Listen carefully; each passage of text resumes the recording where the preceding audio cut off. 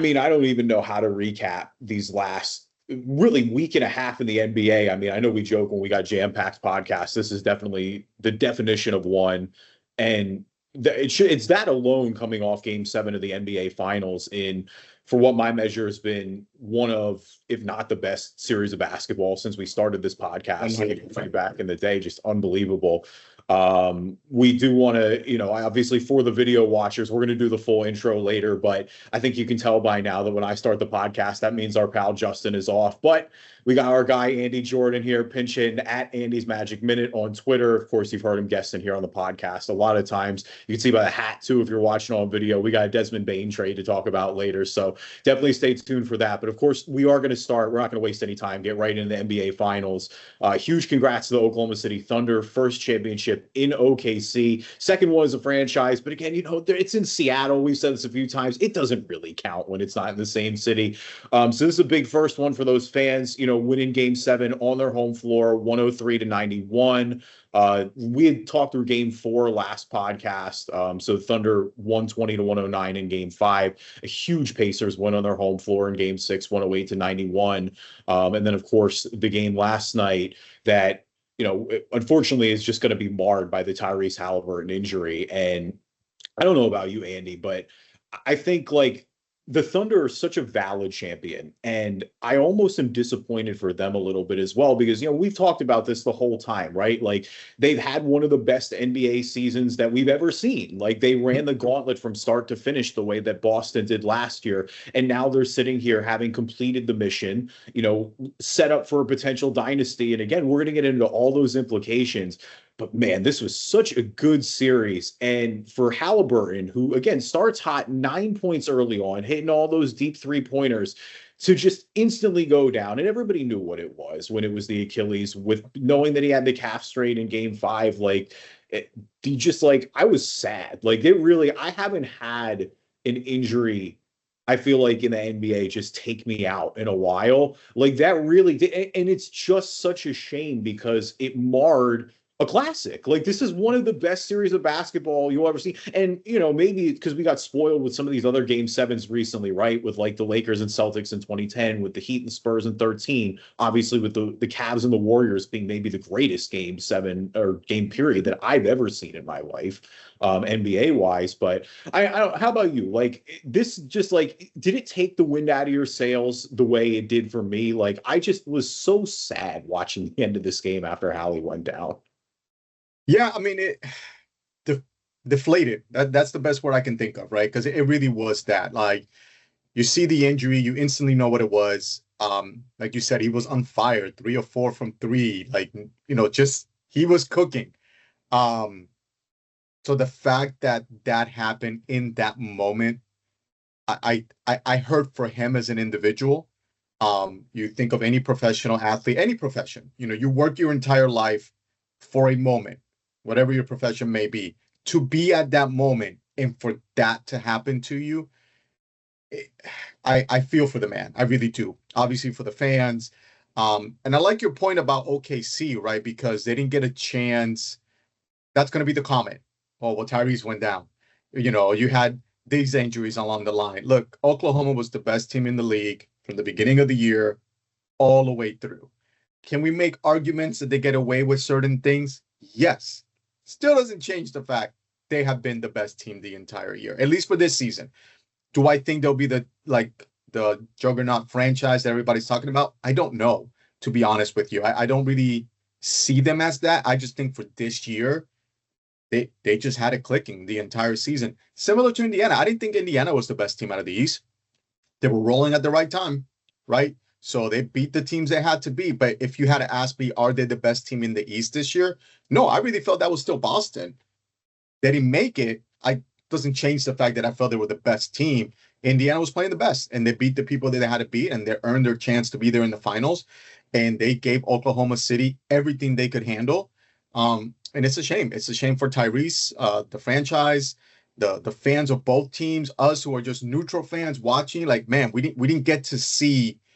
Could he have ended that story, right? Could he have ended that story in a big Game 7 win, with all the narratives around the whole overrated thing, the games that he's had, the really bad game that he had at Oklahoma.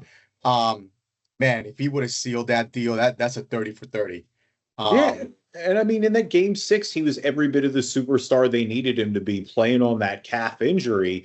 And I mean, look, some of the guys mentioned it as well. I mean, Obi Toppin straight up, who again, he's one of a few Pacers. I mean, Obi was rough, Miles was rough, Neesmith was rough. Like, but I mean, Obi straight up admitted, he's like, look, it took a lot out of me. Like, it was on our thoughts the whole game. And you're right. Like, no matter what, the Pacers, this is an all-time postseason run. I mean, this truly, like, they were a game away from probably the biggest upset in NBA history. If we're talking about from where you expected this team to be at the beginning of the season, in the middle of the year, like, there is no one who I think thought, and then even going into this series with how big of a favorite that OKC was for this to get taken all the way to 7. And you're right. Like, the only thing, wins and losses are part of the sport. Like, you know, that going into game 7, like, somebody has to lose this game. You know, I can take, and I think with having watched enough sports now, and even when I put my fan hat on, like, I can handle losing a game when it's just like how it is. Like, sometimes it just doesn't go your way, especially in a series like this one that was so competitive and so even the way it was. I think the cruelest part for any sports fan are the what ifs. And that's just where I feel so bad for Indy fans, because this is a giant what if now. And you're right, with like hitting those early shots, like, it doesn't help that Haliburton started hot. Like, if he was like 0 for 2 and this happened a minute in, you could say, oh, well, yeah, that's obviously, it still mars it. But like, you're not going to be able to tell me for the rest of my life that Haliburton wasn't going to cook this game. They still might have lost. Like, that's the thing, is like, OKC is so talented, they still very well might have lost. But I wanted to see that play out, and I'm just so disappointed that we're not going to see that play out. Like, history will judge Hali kindly. Like, this truly was like, it's in, you know, I look back to the only time I've seen the Sixers in the finals in my lifetime was when I was in 4th grade in 01. But that Iverson playoff run, like, it's aged like fine wine. Like, listen, they got beat by that Lakers team. The Lakers team was straight up better. But man, it wasn't because of anything he didn't do. And I think that's how people are going to feel about Haliburton and just this team in general. Like, you look at what this run has done for Pascal Siakam's legacy, Rick Carlisle as a coach, like, his legacy. But, you know, for guys like Benedict Mathurin, oh yeah, I mean, Hall of Fame. I think he is one of the most underrated coaches ever. I thought he had a bad deal in Detroit. I felt like that championship would have been his if they would have just given him one more year. I love Rick Carlisle. I think I was cheering for Indiana, I think mainly because of Carlisle. Like, I really wanted him to get this one. I think that would have just sealed the deal on the one of the greatest coaches, I think, in my lifetime. And that's saying a lot, because we've had some good ones. It would have put him certainly higher on the pantheon. Like, that's the thing. It's like, I think people who know ball, like, he's been such a staple, like you said, for the league now for 20, 30 years. He's got a championship. Like you said, with years apart, like that championship all the way back in 2011 with the Mavs, like, we're here in 2025 talking about him playing or like coaching a finals team with a completely different style than that Dallas team had. Like, he's adapted over eras. And you're right, that second championship, it felt like would have put him in the convo more often with guys like Pop, with guys like Eric Spoelstra, you know, the definitive coaches of our generation. And no super team, right? Like, that Dallas team, all very good. I think people underestimate how good that team was. Wasn't considered a super team. This Indiana team, again, very good. It's not considered a super team. Yeah. So I think, again, that would have been, and even that Detroit team that he had, that, again, I felt like had he just gotten that one extra year, you could have flipped him and Larry Brown, and he would have got in the ring instead of Larry Brown. That team is not a super team. It's just, again, a very cohesive, well-coached team. Again, big fan of Carlisle, man. I was hoping for him that he would have got it. Yeah, I mean, but going back to the roster, you know, it's the guys like, you know, Benedict Mathurin, it's TJ McConnell, who is now never going to pay for a drink in the state of Indiana ever again. Like, those guys really did, like, you know, show their worth. It's, you know, I think about Miles Turner and what this run has meant to his legacy and how good of a soldier he's been now, went through all those trade rumors. And it's just disappointing. Like, you love the way, you know, I think their style, the fast-paced style of play, I think that identity of just being dogs, like they were in every single one of these games, like, that's going to leave a lasting impact. But like all that is still like none of that consoles the fact of losing a game 7 when you just feel like you didn't have a fair shot because you lost your best player. And little princessy, I'm thinking, at least I'm hoping, that we're now seeing a trend where it's really about the team and depth, not, hey, I just need 3 big stars. We're seeing it, I think, more and more frequently when it really is the deeper team, the team that actually complements each other, that's coming out on top, rather than, hey, we just have 3 studs and it don't matter who players 4 through 8 are. 1, 2, 3 are Hall of Famers, and we're gonna win. I'm hoping that is a trend, because I much prefer watching those kind of teams go at it. I think it's funny that a lot of people were quote unquote disappointing because it was Oklahoma and Indiana. This, like you said, this is one of the best finals we've seen in a long time. Give me this kind of basketball any day, over just watching 2, famous clubs go at it. This is the kind of basketball you want to watch in the finals. These are the 2 teams that earned it. These are the 2 teams that really battled out. The only thing that would have made this better, again, if it would have been an overtime game in game 7. I mean, what else could you have asked for? Besides the no injuries, right? But besides that, so I'm hoping that's a trend coming up. Yeah, and I mean the one trend to watch really now is, and kind of to your point of these squads being deeper and teams really going for it, because it's been the league of parity now. Like this is, a different champion every year now for the last 8 years and running. And so now this is going to be the big test of with OKC, who is set up because of all these draft picks that are still incoming, because of obvious the youth still of Jalen Williams, of Chet Holmgren, of SGA. Like these guys are only in theory going to get better. And so that is going to be the ultimate test, right? And I think for a lot of people, that's why they were rooting for Indy, is because OKC feels like they're going to have multiple other cracks at this. It did feel like with Indy, and now especially with Haliburton injury, unfortunately, like this might have been their only shot at it for a little bit, or at least with this current group. Like there's still a way to retool, but again, with Haliburton now out for the entire year next year, most likely, it does really change like where you're going to push in and max this squad. When we talk the Desmond Bane trade, we're going to talk a little more Eastern Conference in depth, because it is just, you look around post Haliburton injury now, with Dame Lillard going down, with Jason Tatum going down, like it's pretty wide open next year. Like you have a lot of different teams who could be in play. The bill is due for Oklahoma, though. I mean, again, Chet and Jay Williams, they're going to come up with you can only do so much in this day and age with the cap and the aprons. So tough decisions are going to be made. They can probably squeeze, I think, maybe one more year out of this specific squad before the tough decisions come, right? Because one of the big things is their depth. They've done a really good job drafting.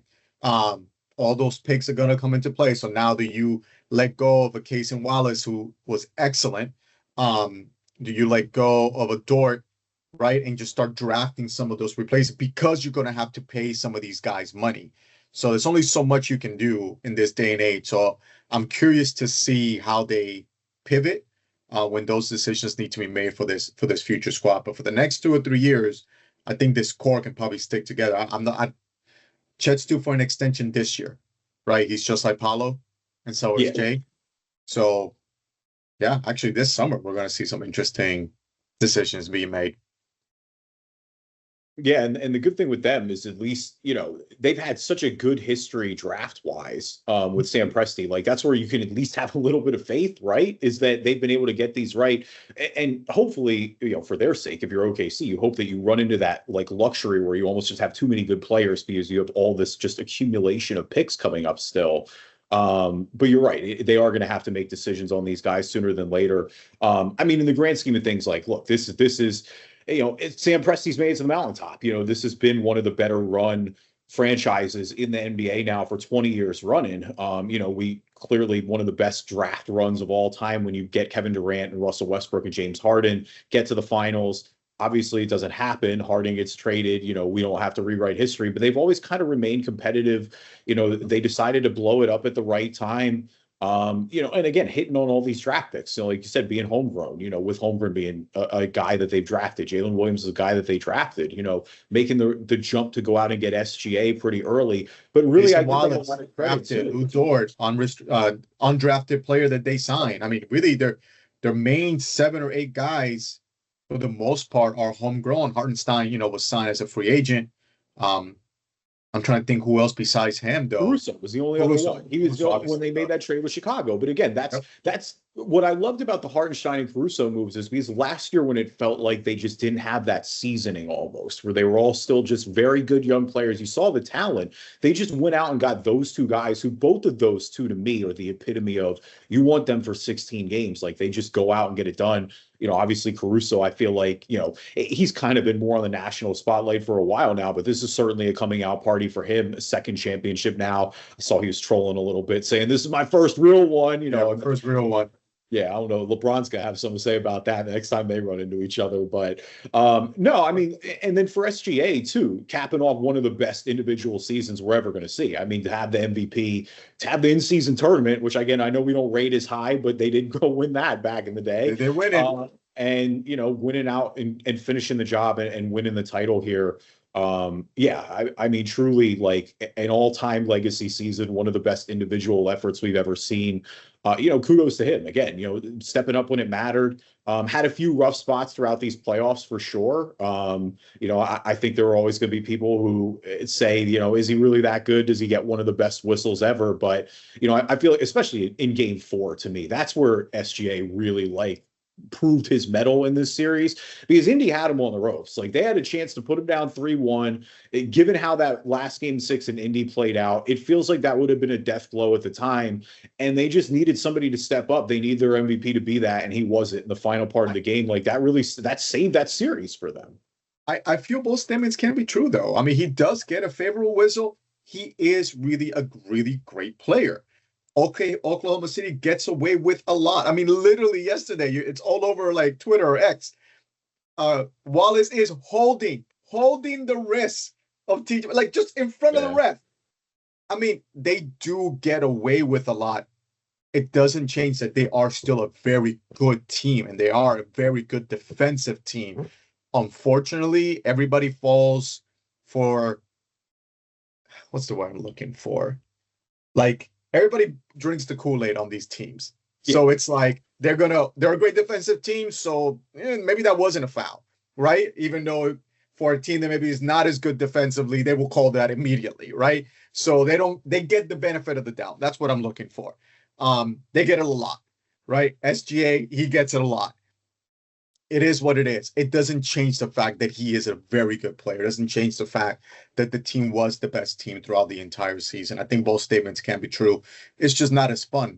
We want to pick on them. That's what social media is about. But I think both statements are true. And again, we'll see what they do this summer. I'm curious to see with these extensions coming up.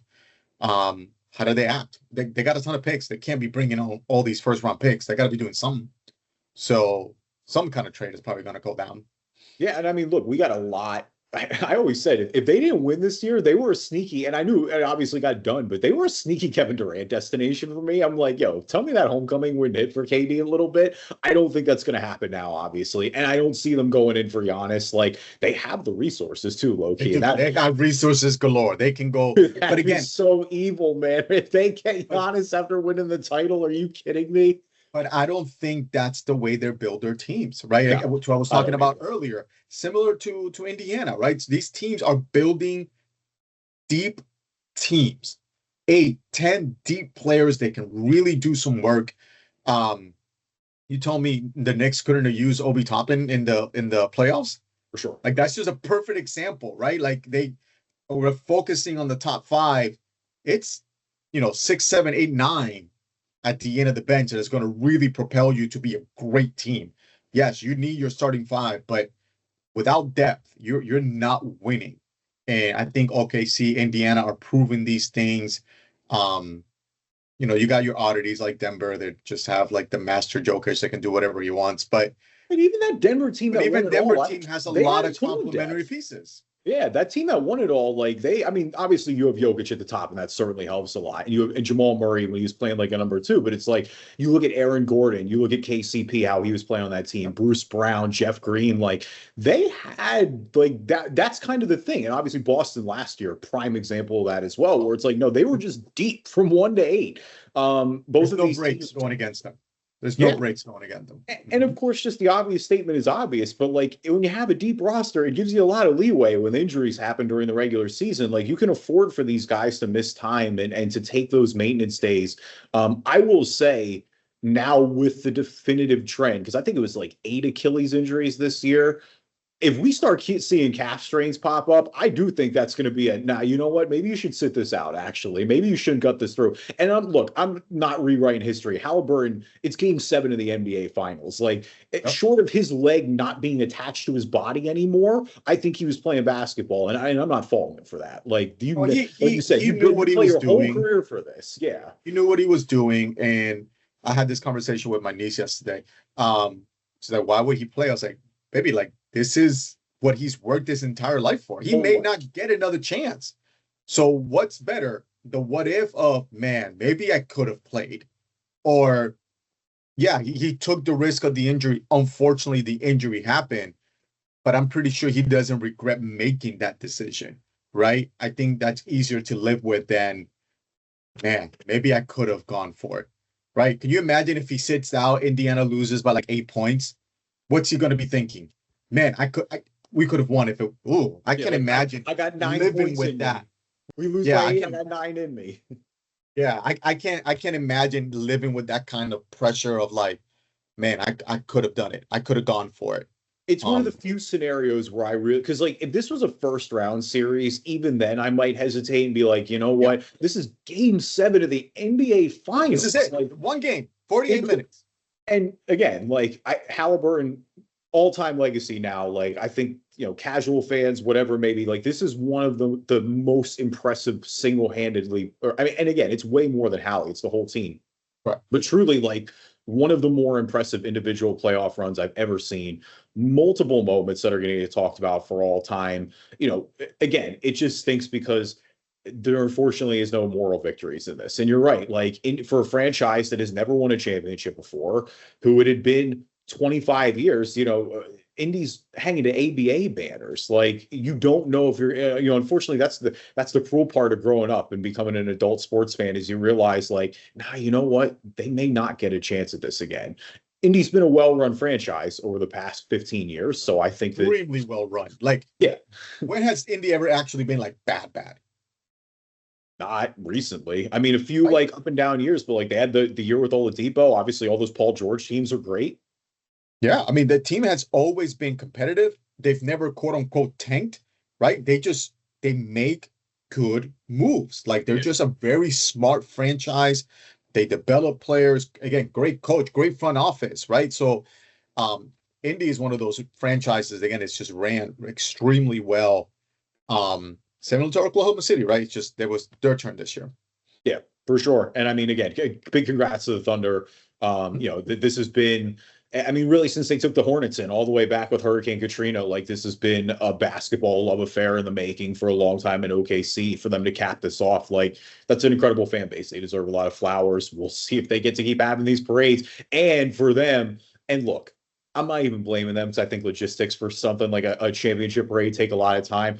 Dude, if they lost that game when that video came out, with them painting the championship buses, man, that would have been such a blunder. And again, I'm not even blaming OKC for doing that. I think you have to get ready. It takes time to do all those things, right? You can't let that footage leak, though, man. You got to have that. Like, that's got to be an Area 51 levels of secrecy. That's a Carlisle genius move. He knows. He's been around. He knows in Indiana they were doing the same thing. So, like, it's not, but he's going to use everything he can.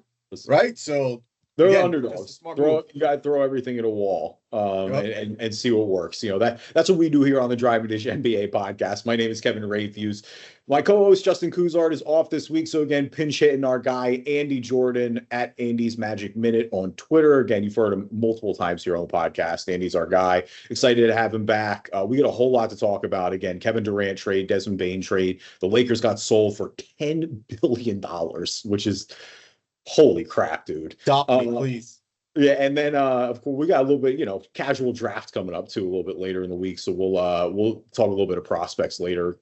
We're not going to go super in depth, honestly. Stay tuned for that next week as we kind of recap a little bit. But we'll give you a little sampler there. In the meantime, leave us a review on iTunes. Go to Rad or read them on the podcast. If you're not an Apple user, Google Play Store, Spreaker, Spotify, TuneIn, Amazon Music, Player FM, anywhere you can find a podcast, you can find us. Watch the video stream on YouTube. Just search Drive and Dish NBA podcast. Now, a word from our sponsors. All right, so this is kind of all the words were that it was imminent last week. That's what we kept hearing. This is happening any day now, but it did actually finally happen, and that is the Kevin Durant trade. As KD is officially headed to Houston, first big, I guess two blockbusters again already with Desmond Bane. I don't want to undersell that move either. We'll get into that here in a little bit. But the Suns getting back 2025 first round pick, number 10 overall, Dylan Brooks, Jalen Green, and 5 future second round picks. Again, the Rockets just getting Kevin Durant, casual, just getting Kevin Durant. And again, that's where, we go back to OKC winning the title and saying nothing is guaranteed because, wow, I love this for Houston so much. There's no way around it. Like when all those teams that came up, like when Minnesota and Miami and San Antonio and all these logical KD spots came up, the whole time I'm sitting there going, it's Houston. Like Houston, it just makes so much sense. They were the number 2 last year.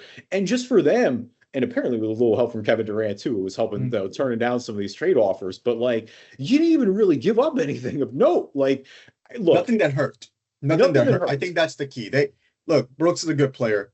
I'm not necessarily a fan, but he's productive. He does his thing. Jalen Green, very young, exciting player. Again, I'm not necessarily a huge fan of his. He's a gunner. Yeah, he is a gunner, right? But he is a productive player, right? He does his thing, right? Maybe it's not necessarily the guy you build a franchise around. I don't necessarily think he's going to stick around in Phoenix. I think Phoenix is going to try to flip him. But that's what you gave up. And a pick that you don't really need.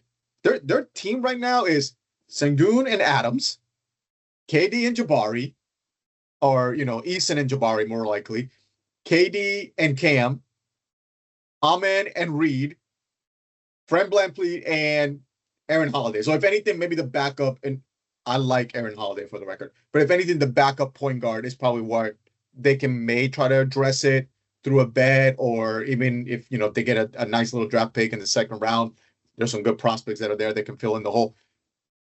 That team is 10 deep. I love it. 10 deep. You ran through that roster, and the whole time I'm sitting there and just going, I love it more and more that I hear it. It makes so much sense. Like it is balanced. Everything that you need is there. Again, the point guard situation probably is the one that I would try to address. Fred is going to be a free agent. I think he has a team option or a team option, I think, this year, or a player option. I don't remember which one to do. I'm sure that's going to get picked up. And then that's it. He's a free agent. So I think that's something they'll probably need to address. But besides that, that team is loaded. There's no weak spot on that team at all. And guys are going to get better. Like, that's my thing alone is it's like a lot. Like, Sengun's already Reed pretty was a number 3 pick that couldn't play. Yeah, like you got right. Reed might take the leap, assuming he gives you anything. Yeah. I'm still pretty high on Cam. I think Cam is going to be a good player. What's he going to do? Again, Thompson, look at what he showed you last year. Like, Thompson, I feel like he was the main breakout guy, and he's the one who's got really like the most potential here besides KD. Like, if you're talking about the 3 that matter, it's Thompson, Sengun, and Durant. But like, oh my God, it makes so much sense. And I'll give it is a team option. I think Jabari's getting a raw deal. I get it, right? When you compare him to the other guys that were there, when the talks about him being potential number 1. He ain't close to Banchero. He ain't close to Chet. I get that. He's still a 12-8 guy. Plays great defense. Good to great. I'll give him that. Good to great. He's 21 years old. Yeah. Like, he's still a baby. That's amazing. He's still a kid. And you don't need him to be, Banchero. You don't need him to be Chet right now. He's got a loaded team. He just needs to be a 15-8 guy with great defense and shoot 38% from 3. That's all you need from him if you're Houston. So if he gives you that with the rest of the team, then yeah, that was a good draft pick. Like, you can argue about, he's doing what he needs to do. So if you're Houston, again, it's all about the team. My team's working. I don't care if I got him in the first round, second round, 18th pick. He's doing what I need him to do for our team to be successful. So I'll give some love to Jabari because I think he gets a raw deal being compared to a stud like Banchero and Chet. Yeah, you're right. The comparison there, just the draft with those two being instant impact guys, probably didn't help. God, I remember, man. I mean, he was projected even day of. Like there were people, a lot of smart people who still had him going number one. And I thought he was going number one. I can't. It's on video. I think it's either on your podcast or on Chase's. One of the two. I had him going number one. I really felt like that was going to be the safe pick. And I felt like that was what Orlando was going to go by, was being thank God I was wrong. Thank you. That's why I'm not a GM. But I believed in Franz a lot too. So I kind of felt like, look, this is a safe pick. I think Franz is still going to get better. That part I was proven right. But clearly Banchero it's not even an argument. There's no discussion. People try, but there's no discussion who the best player in that draft is 10 times over. It's a non-deal breaker. Yeah, no, 100%. And I mean, look, Chet just in a great situation there too, and they allowed him that time to develop a little bit. And weirdly, that sees it off with getting the injury in the summertime may have helped too with his development. But the thing with Houston too, obviously extremely well coached. Like Ime Udoka is a phenomenal head coach. It feels like he's going to be able to manage these minutes in terms of having 8 or 9 deep, like you said. There won't be any clash there. To me, it's just about keeping KD healthy. Like that's the only downside we've seen the past few years is that he's just picked up injury every year. When he played though, like I know that Phoenix team was a mess and like they were one of the most like in a season of disappointing teams, they were right up there. And that's really saying something, but it wasn't because KD was bad. Kevin Durant was still very, very good. So yeah, look, anybody who knows anything about basketball saw that coming a mile away. It didn't mesh. Again, I talked about it earlier. It's all about the team depth and they complement each other. That team did not complement each other. Again, it wasn't that KD wasn't good on his own. It wasn't that Book wasn't good on his own. Just doesn't complement. Those pieces just don't go together, right? It's like having a steak, but instead of getting a baked potato, you decide to have a scoop of ice cream. Like they're both good. It just doesn't necessarily go together. That's kind of my analogy for what Phoenix did. It wasn't that the two guys weren't great. It's just it didn't mesh. That is not the problem that Houston has. This meshes perfectly. So again, I think Houston's a very scary team, and they still have all of those assets. Like we talked about, they got Cam, they got Reed, they got all these picks. Who's to say they don't get involved if Boston starts shopping Jrue Holiday because of the cap reasons? Now, you know what? We can use another bet point guard to run this team. They have all the assets that they need to get anything else they want to add to that team. Not that the team needs much. No, and I don't think they're going to take a big swing too, but like, I mean, they could even, I mean, you mentioned Jrue Holiday. Shoot, if Jaylen Brown becomes available, you could really take a swing if you want to get frisky. If Giannis decides to leave, there's still enough. Like, and again, depth is the theme of the show. I don't know if that's the right call. Giannis, different story. Giannis is Giannis. Yeah. Like, I'm not going to ever say don't go with Giannis. Jaylen Brown, I'm more a little like it's. Do I want the depth or do I want the top heavy? Like I love JB, Finals MVP. You give up Şengün if you get Giannis?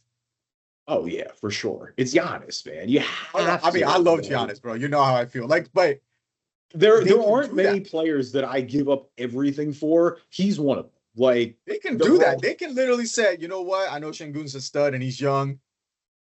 Yeah, I'm gonna go for it now. Now I don't think they will. I think they're smart enough to say our window on, and this is kind of what I liked about what Orlando did. Our window is not a 1-2 year window. It's not tied to Kevin Durant. Yeah. If Kevin Durant leaves, Houston Rockets are still a very good team with a ton of assets to get better. That's the big difference. That's what made this deal so huge, in my opinion, for them, is that I made my window immediately now to win, but in 5 years, I'm still going to be a good team. Yeah, you're not Phoenix, who went all in on this squad last year, and now when we look back, it's like, I mean, they say they're going to keep Jalen Green. I think they should move Jalen Green, to be honest, and that's not even anything. And full disclosure, I'm probably lower on Jalen Green than most people, but I still think, like you said, there's still upside there. He's proven that he can score, if nothing else, in this league. Like when he's had a major opportunity, like he did in Houston. and just again because of his age, like I feel like there are teams that should take a swing on him. And I think if you're Phoenix, you just got to restock. Like that's the biggest thing. Is it's like, hey, all they have is wings. Yeah, they have Nick Richards as their center, which again I like him. He's not. I wouldn't necessarily call him a very good starting caliber. He's a great backup center. Everything else is a wing.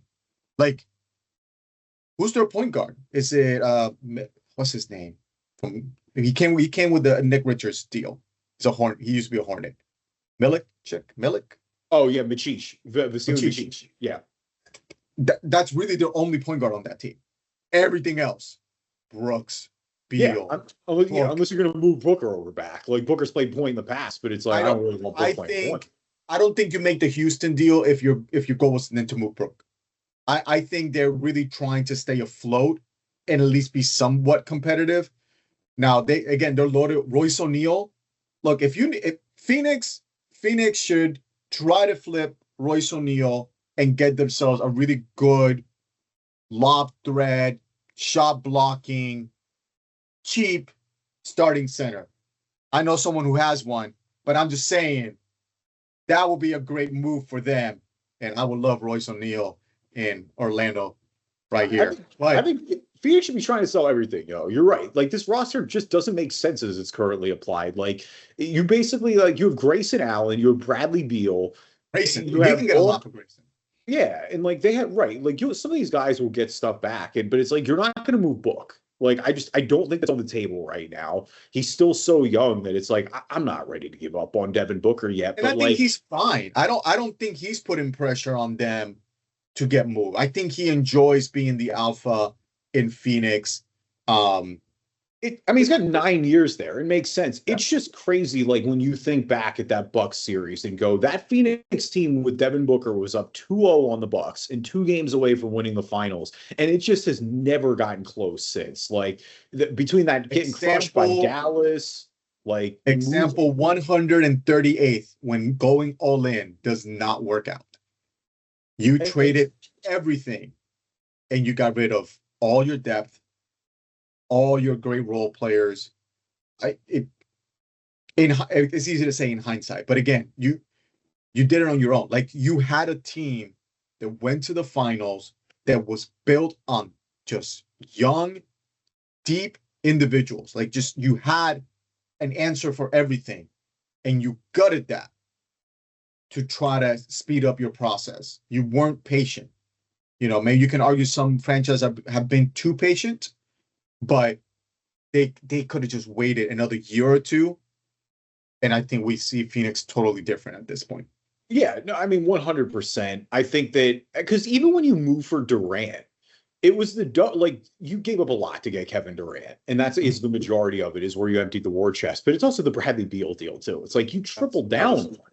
And Bradley Beal again, greatest agent of all time. I mean, dude, shout out to that contract. I mean, the no move clause in there. Like my guy Bobby is rich agent and doing whatever he wants. Like Bobby Bonilla's agent is still the greatest agent of all time. I'm sorry. Yeah, you're right. That's fair. Shout out to that's coming up too. Oh man, that's soon. I think that's in like a week. Bobby Bo Day is coming up. God, man. Well, truly one of my favorite days of the year. It's just it's rough. There's no way around it. I mean, the team is not going to stink, but it does feel like they're adrift at sea. There's no clear direction of what's going on in Phoenix right now. And let's see what they do. But I don't think they're going to bottom out. I think they'll be somewhat competitive. They'll be in the play-in picture. They may make the play-in, which as a Magic fan, I'm all for that because then the pick we gave up for Bane won't hurt as much. I never thought Phoenix was just going to throw it in. When you're in a second apron like they are, it's hard to do that. Yeah. Because you're stuck for one. So their best option is to try to retool. The fact that you have Devin Booker in there to try to retool rather than, we're just going to start all over from scratch. You can't really do that in their situation. They got way too many guys that are locked up, which is what I felt about Sacramento for a while. Like they had too many big contracts locked up. Monk, Sabonis, like they're not just going to blow it up. They were going to try to retool. They gave up, Fox, and again, bad trade. You already saw what DeRozan and Levine did together. Why would you go down that route again? Beats me. But but I Yeah, guess they like kind they of got weren't going to blow it forced. up. Well, they got forced more or less. I mean, De'Aaron Fox, like, I weirdly, because you're right. I mean, there was a part of me. It's like, yeah, why would you rebuild that Chicago Bulls team? But when it was so clear to me that Fox was leaving, I did think Levine could be a productive player there. And I'm like, ah, you know what? Let's see Levine how is it goes. Look, Disappointment last time for I was sure. on your show, I talked about Levine and Young and about how I feel about them. Levine is going to produce. Levine ain't going to win. Yeah, yeah, He's going to produce. He's a great talent. He's going to put up stats. He'll win you games. He ain't winning when it counts. yeah. Um, so And you're that's right. It's tough. I mean, Monk is a guy that you maybe could move and I think start to get some pieces back. There are a lot of teams who'd be interested in him. But let's switch gears a little bit. Like, look, Andy, we know why we're here right now. Desmond Bane trade. Obviously, a huge swing for the Magic. The Grizzlies yep. in return getting Cole Anthony, Kentavious Caldwell Pope, 4 first-round picks, 16 in 2025, and then unprotected in 26, 28, and 30. There's a first-round swap there in 2029. But obviously, this is a big move for Orlando. KCP, the biggest acquisition for the franchise last year. Cole Anthony, a guy who's been, one of the faces, if you will, of this rebuild a little bit. Obviously, for those not watching on the stream, Andy throwing the heart up. Definitely a guy who's made an impact on the fan base. Who's really like kind of. It felt like he was the first one of these young guys to like really lean into being on the Magic, even when it wasn't always cool to be on the Magic, like it kind of is now, Apollo and Franz. But here we are. I mean, too, obviously a big shift for Memphis, and we're going to talk Grizz here in a little bit too, because obviously, like after their early exit, we knew there was a big shakeup, and here we are, Desmond Bane. That is quite the shakeup. But I mean, look, the floor is yours. Tell me how you're feeling with the Magic hat on, literally. But I mean, before we get too far, like, I mean, it's a risk, but like, I love Desmond Bane. Like, I'm a noted Desmond Bane fan on this podcast.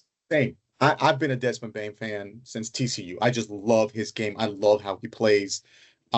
If you Jeff Weltman kind of said it. If you had to design a perfect player for the Magic, it's basically Desmond Bane. On paper, he is an absolute perfect fit to what we currently have and addresses pretty much every need that this team desperately needed, right? So I think that's a huge, huge win for the Magic when it comes to that. And when it comes to the price, look, I was in church when I got the tweet on my phone.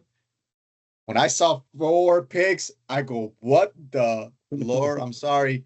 I'm like, I was shocked. But then you start reading into it. It's like, okay, wait, let's think about this. First of all, we had 2 picks this year. So giving up 16 doesn't really hurt as much. You have 25. Fine. So then you have the other 3. One of them is that Phoenix swap. Again, I never thought Phoenix was going to bottom out. So most likely that pick may be in the high lottery, maybe just outside. So that may be another number 16 or 18 pick. Then you got the other ones. Well, if it works out, they're going to be late picks anyway. So I'm not stressing about that. But Bane is locked up. I think I'm going to mention a little bit earlier about when you go for KD, it's a 1-year, 2-year window. No, this guy's locked up for the next 4 years, next 3 or 4 seasons, if I'm not mistaken. So our window is not being just expanded for 1 season and then, oh my God, what are we going to do if it doesn't work out? No, Desmond Bane is going to be entering his prime years. He's going to be 27, 28, 29, 30, right? He's going to be in his prime years in a Magic uniform. So he's locked up. I think that's why you pay the price that you pay. It wasn't a 1-year rental. It wasn't a 2-year rental. Yes, you pay some of that price for getting rid of KCP's contract, who just frankly didn't work out here. I didn't hate the move for KCP last year. I thought it was a good move. He was great for 39 games.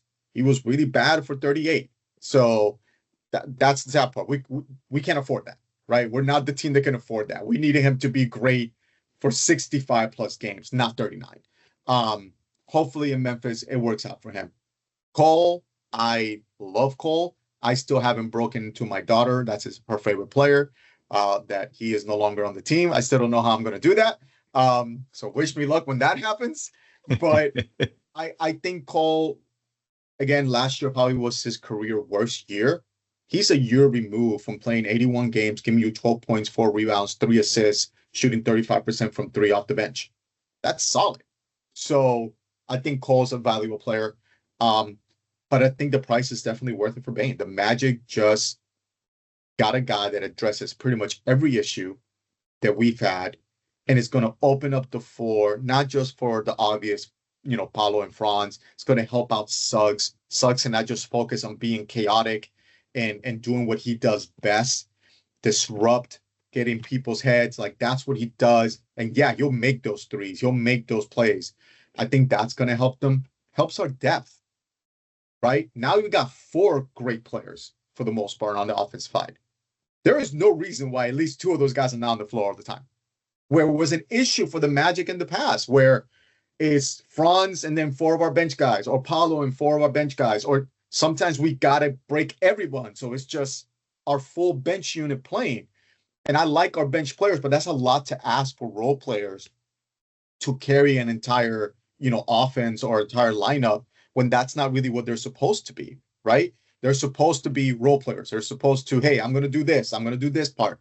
So it's a lot to ask for them when you take some of those players away from that unit. You don't have that issue anymore. You got Suggs, Bane, Franz, Paulo. At the very least, 1, if not 2 of those guys are going to be on the floor all the time.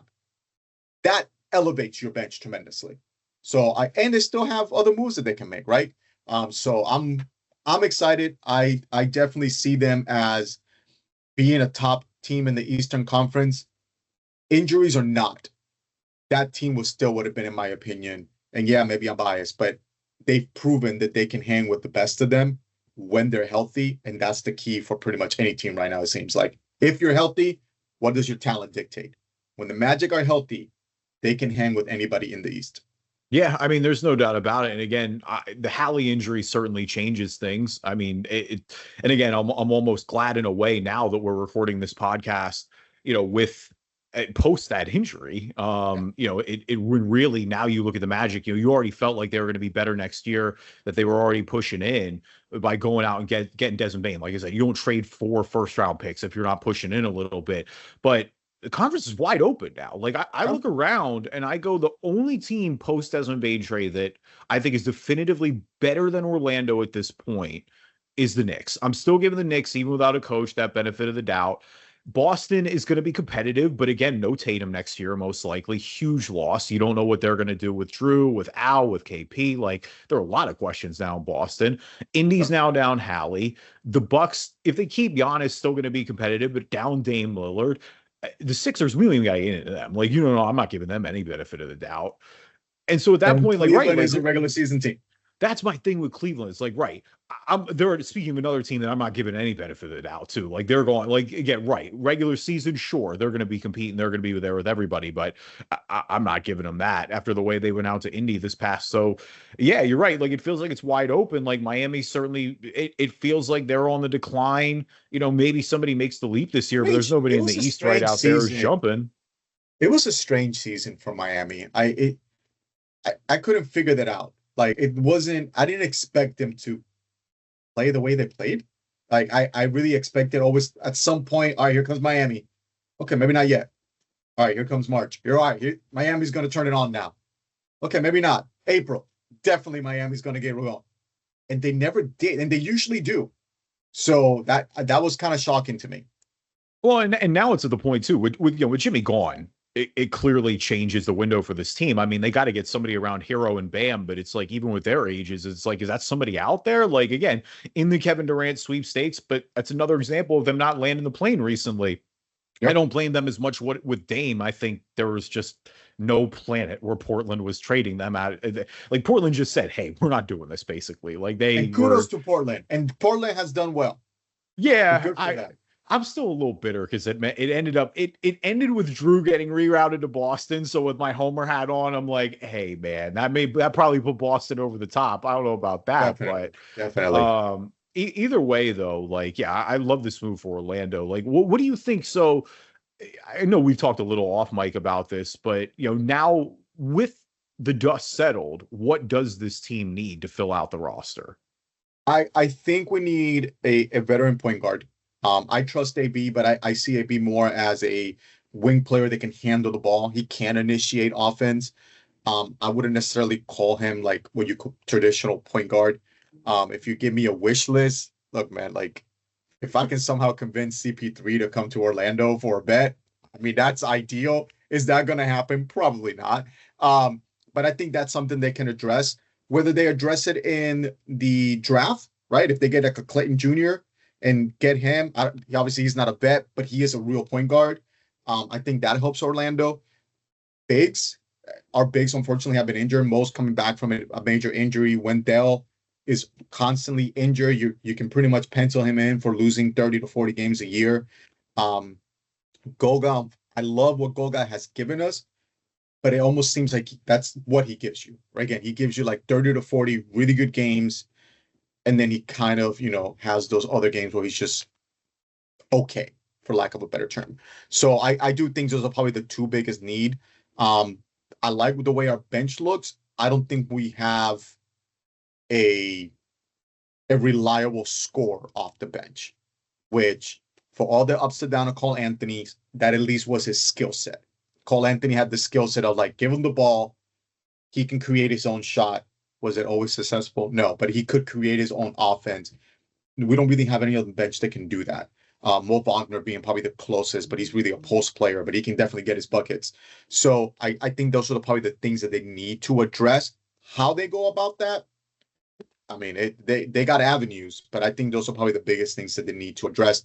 I think some of the bench scoring is going to get alleviated for the fact, like I mentioned earlier, at least one, or if not two of our core guys is going to be on the floor at all times. So that create your own offense thing is not as painful because you have one of those guys on the floor constantly.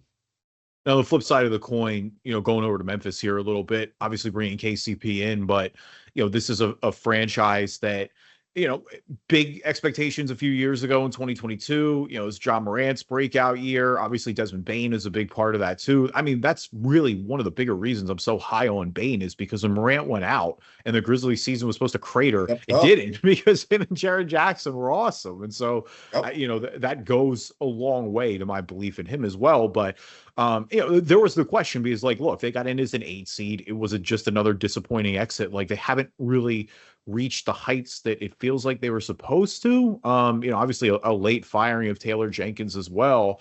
But now here is the big shakeup that, we knew this roster was going to get shaken up. There were a lot of jaw smoke, but now here we go with Desmond Bane, obviously, super restocking the war chest there, getting all those picks. Like that is great for them.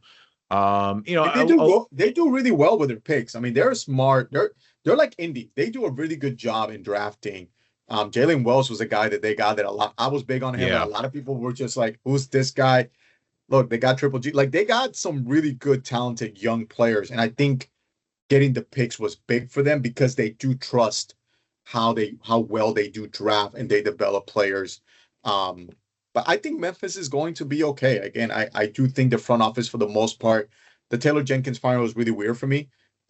I think he's a really good coach. If I'm the Knicks, that's probably who I'm making a call to, which means the Knicks are probably not going to do that. Right. But I think Memphis is heading in the right direction. Again, they're going to retool. We got Ja, we got Triple J, we got the two hardest pieces, right? You got your stars. Now you need to build your role players around them, right? Similar to Orlando. We got Franz, we got Paolo. Now we got to build around them. That's usually the harder piece. They have that. So now it's just a matter of getting those potential role players, the guys, the complementary players that are going to elevate that team. And I think that's the way they're going. They're not rebuilding. They're retooling. No, they're going to retool, and I think it is. It's a big vote of confidence in the two guys you just mentioned. Like Jaren Jackson, that's less of a surprise. I mean, the big thing now is he's just going to get paid. Like they'll be able to get him back on that contract, and he'll be ready to rock. It's really though the bigger vote of confidence is in Ja Morant, right? Like with Ja Morant. There's just been a lot of questions, like not even just beyond the off the court stuff. It's been with injury and durability. Like he's missed a large amount of time these last few games or these last few seasons, excuse me.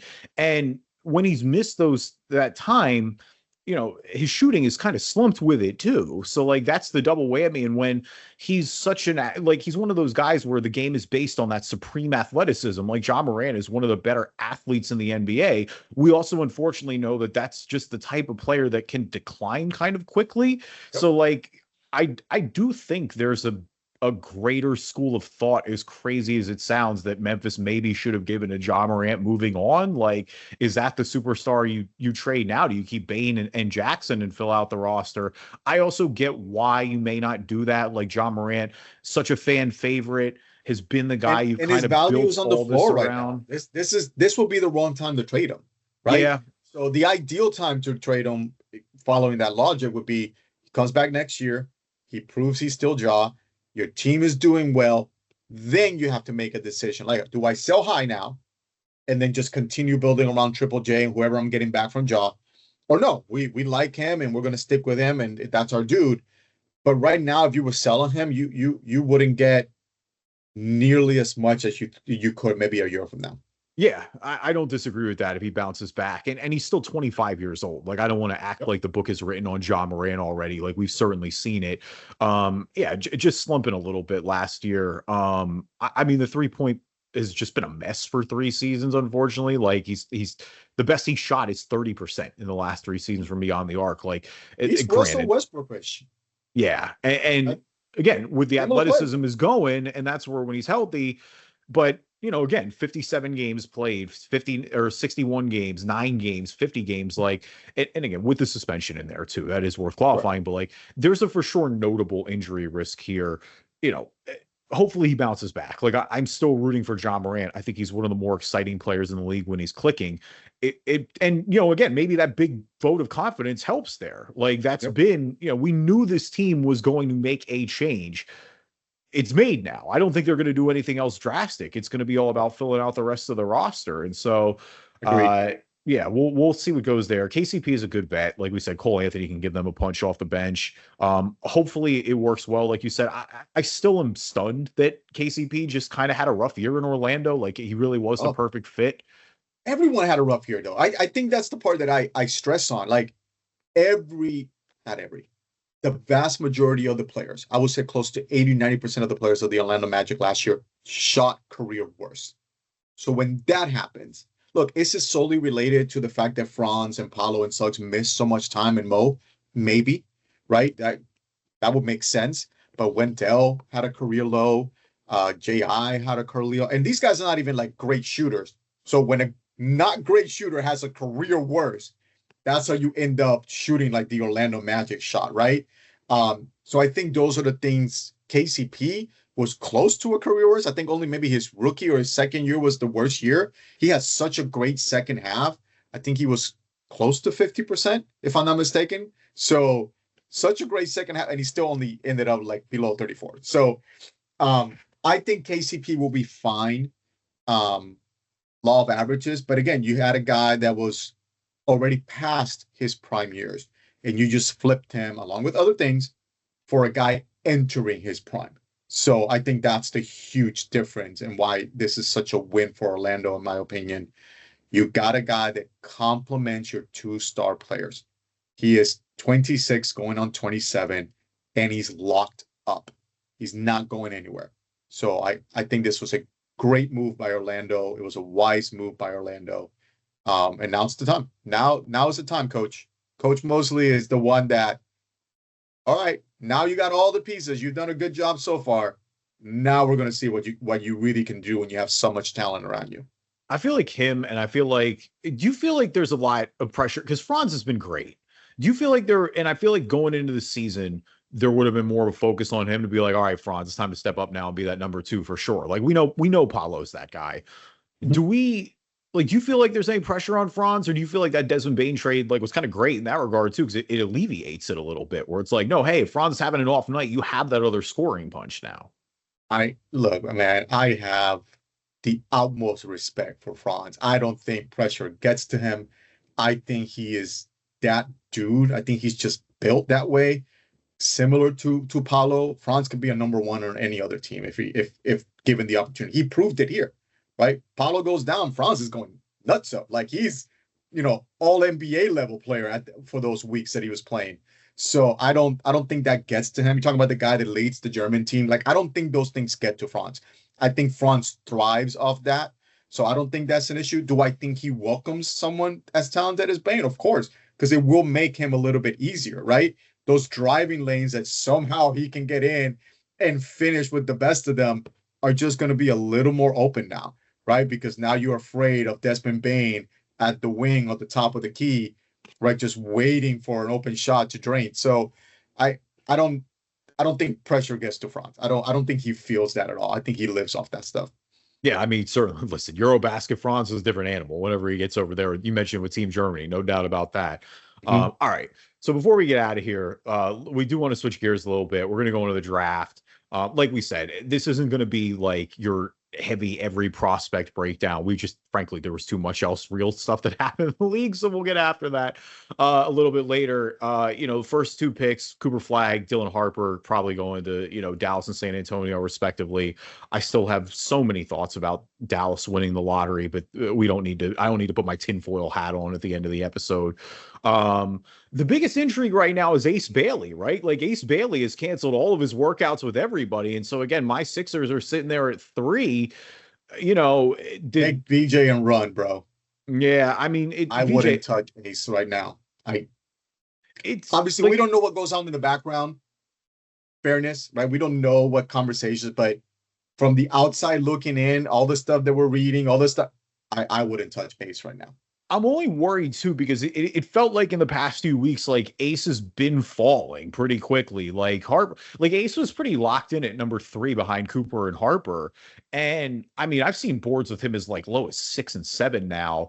And it's tough because there's a part of me, it's like, well, this is just an NBA draft prospect saying, hey, like I am who I am. You guys all know what it is. Like, does any of this really matter? But you're right. Like, there's a big part of me that's like, why is he doing this when nobody else is?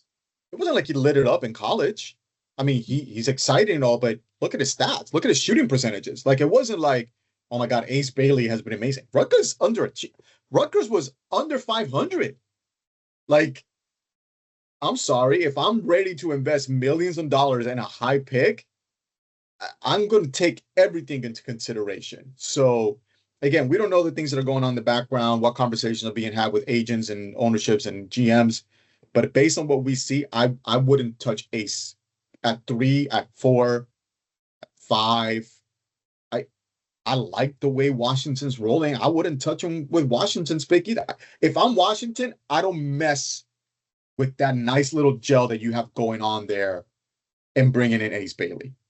That's my opinion. But again, I state that with we don't know what's going on in the background. So, but based on what we see and what we read, 7, 8.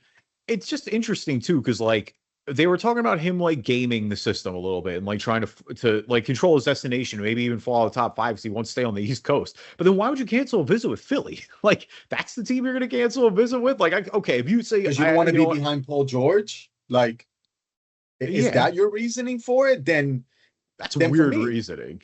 And for me, that's a huge flag. I said, well, then I wouldn't want you, bro. Like, if you want to come here to win, let's win. If you are more worried about I need to shine, that is not who I'm drafting at 3. And that's all the stuff we're reading. That's what is indicating. Like, hey, I want to be the dude. I want to be the one that's being showcased. I want to make my personal star shine the brightest. No, I ain't drafting you. Yeah, and I mean, again, with a guy like VJ Edgecombe on the board, like, you're not gonna really mess around with that one as much. Like this is a much better draft overall than it was last year. Like you can get a talented player up top. I mean, to be honest, like it is interesting too with the intrigue. Maybe less now with Durant off the board for San Antonio, but like there's a chance that San Antonio and Philly move out of 2 and 3 too. Like Dallas is not moving with Cooper, but I mean. And I still feel like San Antonio is going to take Dylan Harper. Like after you don't move for Durant, unless you were straight up trading for Giannis. What do you do with San Antonio with Fox, Harper, Castle, like Vassell? Like it, man, they need to make a move. It gets repetitive. I'm with you. Yep. I don't think you pass on Harper for that reason. You don't. Like, you take the talent and you figure it out later.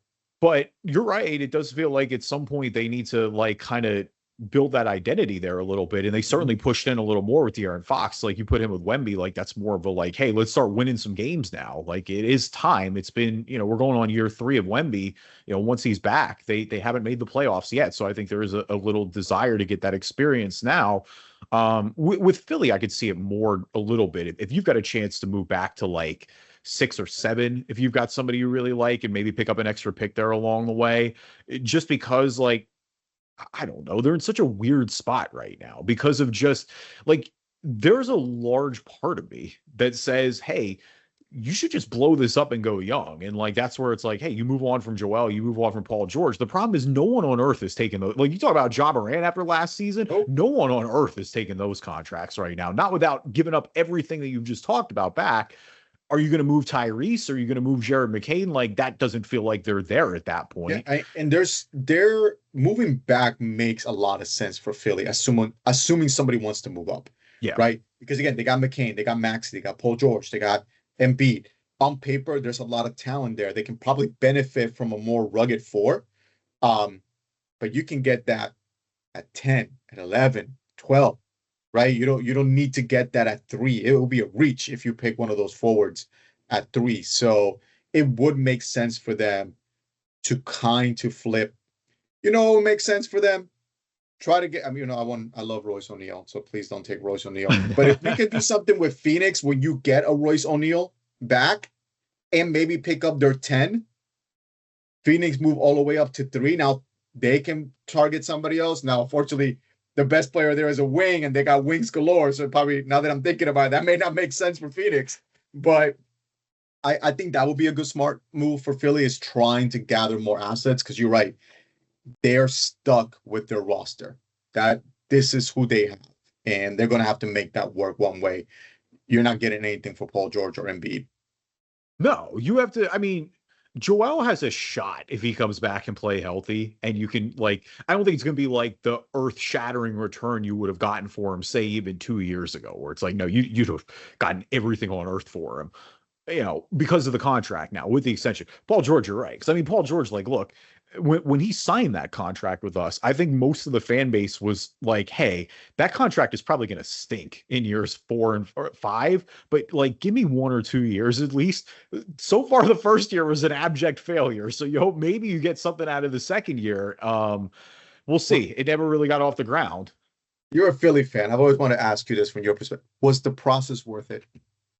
So yes, is the short version because it's being consistently good, but never getting there. But I don't think it was because of the process to me was about the line of thinking. Them never getting there was because it's for 2 main reasons they never got there. Part of it was self-sabotage, like the consistent shooting themselves in the foot. I mean, it's trading Mikal Bridges on draft night. It's picking wrong with Jimmy Butler, unfortunately. It's Tobias getting the max deal. But it's little things too. It's a guy, granted, he didn't play in game 7, but like it's letting Isaiah Joe go to Oklahoma City for nothing when he gave you productive minutes off the bench. It's those little moves where you lose. The other reality too is part of it where it's out of their control. It's unfortunately just the way it played out is it's like, look, Ben Simmons and Markelle Fultz just both busted. Like they both, if they pan out to what we thought they were going to be, then I think this entire outcome is radically different. Like it's very rare. Like you look back at all the number 1 picks, like how many of them truly just haven't lived up to the hype? There aren't many. Like there aren't many where you just haven't either just completely reached off the board the way like Cleveland did with Anthony Bennett, where it was like, dude, what on earth? Like, how did that even happen? Or you just kind of get unlucky with the injuries. And it's like the Sixers somehow found a way to get 2 of them back to back, where it's like Markel's has a decent career now, but like Markelle was never the guy, and he made perfect sense. Like that to me is the brutal one. Like Markelle for getting out of shoot is so brutal. I felt Tatum made more sense than Markelle because you had Simmons already, who was going to be your lead guard, who's going to have the ball in his hands and Markelle at Washington, that wasn't like give him the ball. He needs the ball. He'll make everything else around you better. Yeah, I didn't like the selecting of Markelle, not because of the player. I love the player, because I felt like that wasn't the best mesh for what you already had on there. You get a Tatum. I felt that complemented, both Embiid and Simmons way better, getting a scoring wing player rather than another lead guard.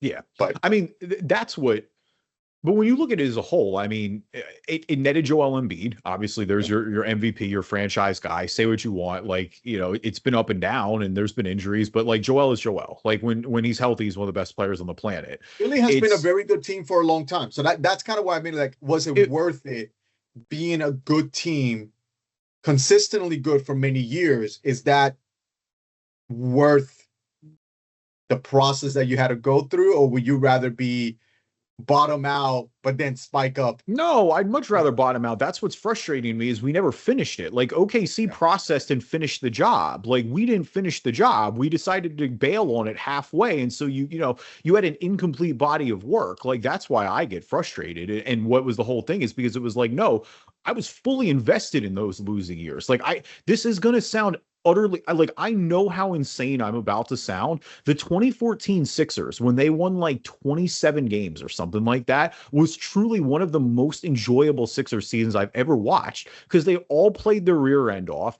They had a plan. There was a ton of hope, and they just kind of bailed on it early. Like, but I mean, the Look, process itself, like, I as a mean, Magic fan, I fully understand that, because to me, as a fan in general, all you can really ask for your team is play your hearts out. mhm. Give me your all. I feel like I'm at least a little educated enough to understand what a realistic expectation of the roster that's put together, right? Season starts, you kind of already have an idea where you're going to finish, more or less, right? But as long as you're giving me your all, that's all I care about, right? I can live, like you said, I can live with the losses as long as I'm seeing that you're going for it, Yeah. you're playing hard, that you're doing what you can. I get it. The other team's more talented. We're going to lose. Fine. But you gave me everything. I can live with that. I can't live with, you know, doing half the work or taking nights off consistently, or that as a fan, no, that's insulting. Yeah, and I mean that's where, I just like I said, I wish we had seen it through. I mean there are plenty of guys too who were here for portions of winning, but then just even like, I look at our guy TJ McConnell, but like even beyond him, like the Robert Covingtons of the world, the Dario Saric's, like these are guys that made long NBA careers out of that run. And it's just, it just like when I look at the report card, I mean, in the grand scheme of things, it's bad. Like with how it turned out, it's bad, but I label the thinking I'd give it an I for incomplete because I don't feel like they finished it. Like that to me is what's more unforgivable than anything is it was like, no, you had a plan and the second the league got on you about it, even though multiple other teams had done it, you kind of Yep. wilted under pressure. Like you just said, all right, you know what? Yeah, let's push back in now. Let's go back to being mediocre. Like I watched them be mediocre for most of my teenage years. Like they were always good. They were never great though. Their highlights were like winning one game against the big three Heat. Like it's not fun to be the 7 and 8 seed and lose every year. I mean, that's what Orlando did essentially in between the Dwight years and up till now when they've had more of a coherent game plan these last few years with Weltman. Like it's just like right, like be bad and try to get elite talent or just go for it. Like I I mean, don't think the being in the middle is reset the in worst. Orlando, the reset in Orlando was that, they tried to retool with Vucevic and Evan Fournier, right? When that core was there to try to retool and say, all right, let's see what we can come out of it. They saw very quickly, they made the playoffs, right? 2 years. They saw very quickly, this is it. This is our ceiling. Yeah. That's not going to be good enough. Let's reset. And you nailed those picks. You got the Banquero, you got the Franz, you got Suggs. Like you nailed those. And I think they did a very good job of getting those type of individuals with that mentality that I'm talking about. Like you just mentioned, people like Rocco and things like Orlando's just full with those guys. That's what makes this rebuild so enjoyable as a fan. And the Yeah. fact that, yeah, we've made it, 6 seed, then 7 seed, 8 seed, but we're trending in the right direction, right? It's just starting for us. It wasn't our cap like it was under Vucevic and Evan Fournier. It is, no, this is just the beginning for us.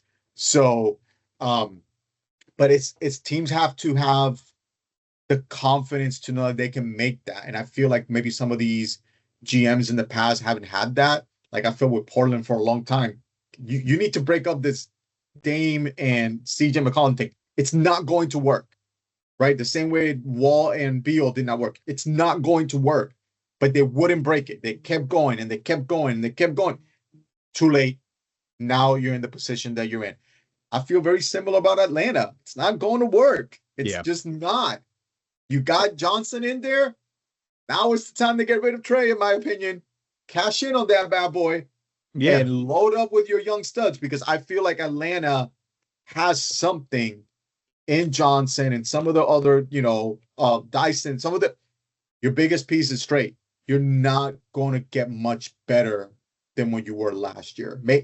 You may be a 6th seed, you may be a 5th seed. Is that good enough? No. Then flip them. It's the middle of that Eastern play-in position. Like, those are always like, I don't want to pick on them, but it's like, it's Atlanta and Chicago, right? It's like, that's the worst place to be in my eyes, where it's like, you don't stink, so you don't get anybody. I mean, Atlanta did get the number 1 pick last year. That is kind of unfortunate. That was in that draft. Yeah. He did a lot better than I thought he was going to do. So, and honestly, they've drafted well. Like, that's kind of, Atlanta's found a few gems here recently, but it's the fact that you're right. Like, they're just not, they're 40 and 42. Like, they've stalled out. Chicago, again, has been doing this for like a decade running now, basically. It stinks. It's just not a good place to be. And you're right. It's hard to get invested in that. But nonetheless, thank you everybody for listening to this episode of Driving Dish NBA podcast. Appreciate you guys as always. Again, an absolutely loaded episode. We appreciate our guy Andy Jordan coming on, helping us out, pinch hitting. Again, follow him on Twitter at Andy's Magic Minute. Of course, Justin will be back next week. Listen to the show wherever you get your podcast. Watch the show. Just search Driving Dish NBA podcast on YouTube and stay subscribed for all our latest episodes.